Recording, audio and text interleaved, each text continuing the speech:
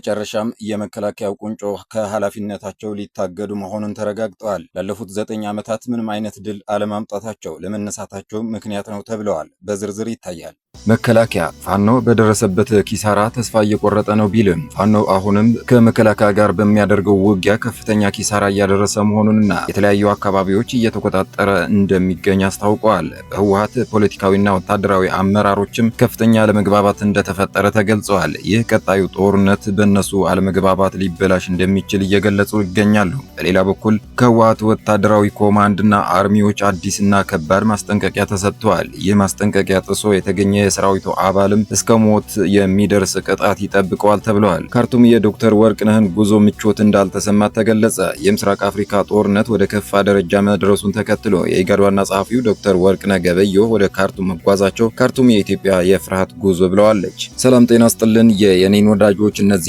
ሌሎች መረጃዎች በዝርዝር እንመለከታለን። ለቤቱ አዲስ የሆናችሁ ቻናሉን ላይክ፣ ሼር እና ሳብስክራይብ በማድረግ የደወል ምልክቷን በማብራት ሌሎች አዳዲስ መረጃዎች ቶሎ እንዲደርሷችሁ ቤተሰብ ሆኖ አሁን ወደ ዝርዝሩ እንለፍ። ለ9 ዓመታት ስርዓቱን ሲያገለግሉ የቆዩት የጦር አዛዡ ብርሃኑ ጁላ ከስልጣናቸው ሊነሱ ነው። ይህ የስልጣን መነሳት በሳቸው ብቻ ሳይሆን በየደረጃው ያለው የብልጽግና ወታደራዊ መዋቅርም ይቀጥላል ተብለዋል። ለ9 ዓመታት በኢታማዦር ሹምነትና የፊልድ ማርሻል ማዕረግ የተሰጣቸው የሀገሪቱ የመከላከያ ሰራዊት አዛዡ ጄኔራል ብርሃኑ ጁላ በመጨረሻም ከስልጣን ሊነሱ እንደሆነም ታውቀዋል። ጄኔራል ብርሃኑ ከስልጣን የሚነሱት በጥሮታ ነው የተባለ ሲሆን በምትካቸውም አዲስ ሌላ ጦርነቶችም የሚመራ አዲስ ሰው በቅርቡ እንደሚሾም ተገልጸዋል። በኢትዮጵያ ላለፉት 9 ዓመታት በሀገሪቱ ያለውን የሰላም መደፍረስ ከስርዓቱ ተጠያቂ ናቸው የሚባሉት ብርሃኑ ጁላ አሁን ከስልጣናቸው ሊነሱ እንደሆነ ተገልጸዋል። የሰሜን ኢትዮጵያ ጦርነትን ተከትሎ ከፍተኛ ሀብት አካብተዋል ተብለው የሚታሙት ፊልድ ማርሻሉ ከወራት በፊት በሀገሪቱ ጦርነት ማሸነፍ አልቻላችሁም፣ የመጨረሻ እድላችሁን ሞክሩ በሚል የመጨረሻ እድል ከተሰጣቸው ከፍተኛ የጦር አመራሮች አንዱ ናቸውም ተብለዋል። ጠቅላይ ሚኒስትሩ መካከለኛ የጦር መኮንኖችን በተለያዩ የጦር ማሰልጠኛዎች እያሰለጠኑና ማዕረግ እየሰጡ ወደፊት ለማምጣት በዝግጅት ላይ መሆናቸውንም ነው የተገለጸው። እነ ብርሃኑ በቀለና መሐመድ ተሰማ ሌሎችም እድላቸውን እንዲሞክሩ እድሉ ከተሰጣቸው ሲሆኑ ስልጣናቸውን ለማስጠበቅ በአማራ ክልል በመካናይዝድ በታገዘ ጦር በጎጃምና በተለያዩ አካባቢዎች ቢገቡም ባለመሳካቱ ቀጣይ ከስልጣን ተነሽ ሊሆኑ እንደሚችሉ ምንጮቹ ጠቁመዋል። የጦሩ የደህንነት ኃላፊ ጌታቸው ጉዲና የጠቅላይ ኤታማዦርነት ሹም ቦታው ይረከባሉ ተብሎ በብዙዎች እየተጠበቀ ሲሆን በየደረጃውም ብዙ ሽምሽሮች ይደረጋሉ ተብለዋል። መከላከያ ፋኖ በደረሰበት ከፍተኛ ኪሳራ ተስፋ እየቆረጠ ነው ቢልም ፋኖ አሁንም ከመከላከያ ጋር በሚያደርገው ውጊያ ከፍተኛ ኪሳራ እያደረሰ መሆኑና የተለያዩ አካባቢዎች እየተቆጣጠረ እንደሚገኝ አስታውቋል። የአማራ ክልሉ የትጥቅ ግጭት መልኩን እየቀየረ ባለበት በዚህ ወቅት የመከላከያ ከፍተኛ ወታደራዊ መኮንኖች በተለያዩ ከተሞች ከክልሉ አመራሮች ጋር ስብሰባዎችን እያደረጉ ነው። በትላንትናው ዕለትም በአዊ ብሔረሰብ ዞን የምስራቅ እዝ አዛዥ ጄኔራል መሐመድ ተሰማ የመሩት ስብሰባ ተደርጓል። ጄኔራሉ በስብሰባው ላይ ጠላትና ጽንፈኛ ሲሉ ስለጠሩት የፋኖ ቡድን አሁናዊ ቁመና ማብራሪያን ሰጥተዋል። እንደ ጄኔራሉ ገለጻ የፋኖ ቡድን አሁን ላይ ቆሞ መዋጋት የሚችልበት ቁመና ላይ አይደለም። አሁን ግዳጅ እየፈጸመን ያለነው የኢትዮጵያን መደፍረስ ከሚሹ ኃይሎች ጋር ባንዳዎች ላይ ነው የሚሉት ጄኔራሉ እየተደመሰሰ ያለው ጽንፈኛ ቡድን ታሪካዊ ሀገር ጠላቶችን ለማንገስ የሚውተረተር ነው። የጥፋት መልእክተኛውን ሴራ ማክሸፍ ማለት የኢትዮጵያን ሰላምና ልማት ማረጋገጥ ነው ሲሉም ያክላሉ። በዚህም ፋኖ ተስፋ እየቆረጠ እንደሆነ ተናግረዋል። ይሁን እንጂ የአማራ ፋኖ ብሔራዊ ንቅናቄ በመሬት ላይ ሌላ የውጊያ ውጤቶች እያስመዘገበ ይገኛል ተብለዋል። በትላንትናው ዕለት ሐምሌ 23 ቀን 2018 ዓ.ም በባህር ዳር ከተማ አካባቢ ዘንዘልማ በተባለ ቦታ የፋኖ ኃይሎች በመንግስት ኃይሎች ላይና በአማራ ታጣቂዎች ላይ በፈጸሙት የሽምቅ ጥቃት ከመንግስት ሰራዊት 2 ዲሽቃ፣ 2 ብሬን፣ 1 ስናይፐር፣ 42 ጥቁር ክላሽ፣ 5 ብሬን አፈሙዝ፣ 3 ዲሽቃ ሸንሸል፣ 8 ዲሽቃ ካዝና፣ 5 እስቃጥላ ዲሽቃ ጥይት፣ 32 ክላሽ ካዝና፣ 5 መገናኛ ሬዲዮ፣ በርካታ የደረት ትጥቅ ሻንጣና የተማረኩና 38 ሙት 21 ቁስለኛና ሞት እንደሆኑ ተገልጸዋል። ከክልሉ የመንግስት ታጣቂዎች ደግሞ 19 ሞት፣ 11 ቁስለኛ፣ 6 ሙርከኛ፣ 1 ብሬን፣ 1 ስናይፐር፣ 17 ክላሽ፣ 1030 ጥይት ተማርከዋል ብለዋል። ጎንደር ጠቅላይ ግዛት በላይ እዝ 305ኛ ኮር 52ኛ ክፍለ ጦር 1ኛ ሬጅመንት በባየው ማሩ ሻምበል የተሰየመው በመከላከያ ላይ ከፍተኛ ጉዳት ማድረሱንም ተገልጸዋል። ይህም በማዕከላዊ ጎንደር ዞን ላይ የአርማጮ ወረዳ አይነት ውሃ ቀበሌ የልዩ ጎጥ ጎድጓዲት ከሚባል ቦታ ቦታ ጥምር የጠላት ኃይል ላይ ከፍተኛ ኪሳራ እንዲደርስበት ተደርጓል ብለዋል። ከጧቱ 1 ተኩል የተጀመረው ውጊያ እስከ 7 ተኩል የቆየ ሲሆን መከላከያ ሰራዊት ከክረምቱ ጋር ተያይዞ በድንጋጤ መግባቱንና ከፋኖ ጋር በነበረው ውጊያ የተደመሰሰ መሆኑም ተገልጿል። ከ20 በላይ መከላከያ ሙት፣ ከ6 በላይ ጸረ ሽምቅ ሙት፣ ከ16 በላይ ጥምር ኃይል እያለ ራሱን የሚጠራው ከባድ ቀላል ቁስል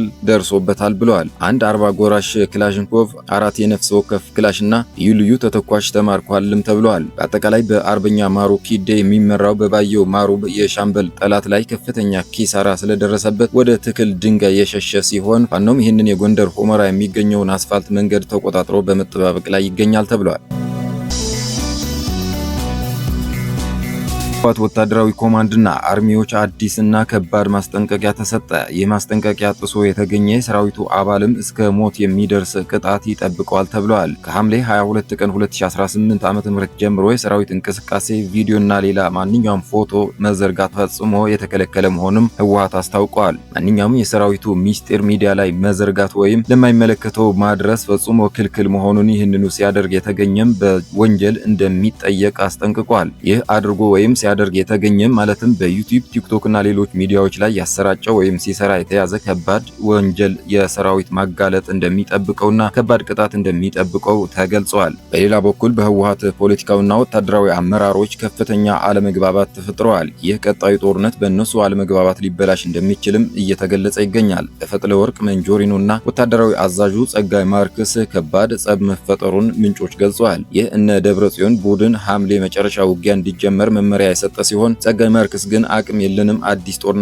አንጀምርም በማለት ውሳኔውን በጽኑ እንደተቃወመው ተገልጿል። ከዚህ ቀደም በፖለቲከኞች ስህተት በሰሜን እዝ የተደረገው ጥቃት ከባድና የከፋ ኪሳራ ማስከተሉ የገለጹት አዛዡ አሁንም ከዛ የከፋ ጥፋት እንደሚያመጣ አስጠንቅቀዋል። በኃይል የታፈኑ ወጣቶች ስልጠና ሳይጨርሱ እየተበተኑ እንዳሉም ነው እየተገለጸ የሚገኘው። ይሁን እንጂ መንጆሪኖ ውጊያ ጀምሩ ካልናችሁ መጀመር ነው ሲሉ ቀጭን ትዕዛዝ ማስተላለፋቸው ተሰምቷል። ካርቱም የዶክተር ወርቅነህን ጉዞ ምቾት እንዳልተሰማት ተገለጸ። የምስራቅ አፍሪካ ጦርነት ወደ ከፋ ደረጃ መድረሱን ተከትሎ የኢጋድ ዋና ጸሐፊው ዶክተር ወርቅነህ ገበየሁ ወደ ካርቱም መጓዛቸው ካርቱም የኢትዮጵያ የፍርሃት ጉዞ ብለዋለች። የአፍሪካ ቀንድ የጦርነት ውጥረት ወደ ከፍተኛ ደረጃ በደረሰበት ወቅት የኢጋድ ዋና ጸሐፊ ዶክተር ወርቅነህ ገበየሁ ሐምሌ 30 2026 ወደ ካርቱም ገብተዋል። ይህ ጉብኝት ጦርነቱ ወደ ጎረቤት ሀገሮች በተለይም ወደ የኢትዮጵያ ድንበር እየሰፋ መምጣቱን አሳሳቢ አድርጎታል። ከሱዳን ኃላፊዎችን ጨምሮ ከሱዳን ሉዓላዊ የሽግግር ምክር ቤት ሊቀመንበር አብዱልፈታህ አልቡርሃን እንደተወያዩ የተገለጸ ሲሆን ኢጋድ በቅርቡ በናይሮቢ ያካሄደው የልዩ መልእክተኞች ፎረም በማስቀጠል ዓለም አቀፍ የሰላም ጥረቶች ለማዋሃድ እየሰራ ይገኛል። በሱዳን ጦር ኤስኤኤፍ እና የፈጣን ድጋፍ ታጣቂዎች አርኤስኤፍ እየተካሄደ ባለው ጦርነት ድንበር ተሻግረው በምዕራብ ኢትዮጵያ ወደ አሶሳ ከተማ ቤንሻንጉል ጉሙዝ ክልል እየተስፋፋ ይገኛል። የአሶሳ ምንጮች እንደሚገልጹት በርካታ የአርኤስኤፍ ሰራዊት ቁስለኞች በአሶሳ ሆስፒታሎች እየታከሙ ይገኛሉ። በዚህ የሱዳን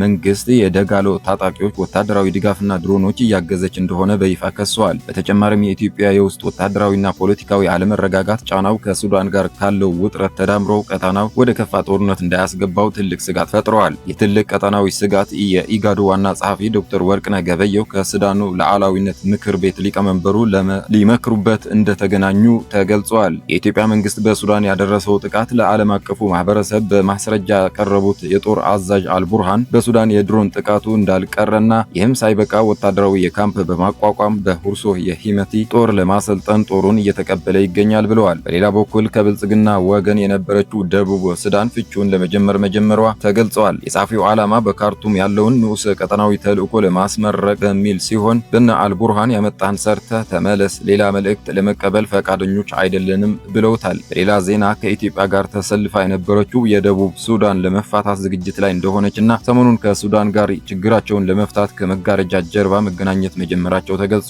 የአረብ ኤሚሬትስ በቢሊዮን የሚቆጠር ገንዘብ አውጥታ ከ3 ሀገራት በላይ ጸረ ሱዳን በማሰለፍ ብትሞክርም እንዳልተሳካላት እየተገለጸ ነው። ይህ ደግሞ ኢትዮጵያ ከበባ ውስጥ እንድትገባ አድርጓታል። የኤርትራ ድሮኖችም በራያ ቆቦ አሰሳ ማድረግ መጀመራቸው አንዱ ማሳያ ሲሆን በህወሓት የውክልና ጦርነትም ሌላኛው ከባድ ውጥረት እየፈጠረ ይገኛል። ክቡራን የኤኤንኤን ወዳጆች የዛሬ ዜናዎቻችን እነዚህ መስሉ ነበረ። ሌሎች መረጃዎች ቶሎ እንዲደርሷችሁ ቻናሉን ላይክ፣ ሼር እና ሰብስክራይብ በማድረግ የደወል ምልክቷን በማብራት ቤተሰብ ሆኑ። መልካም ጊዜ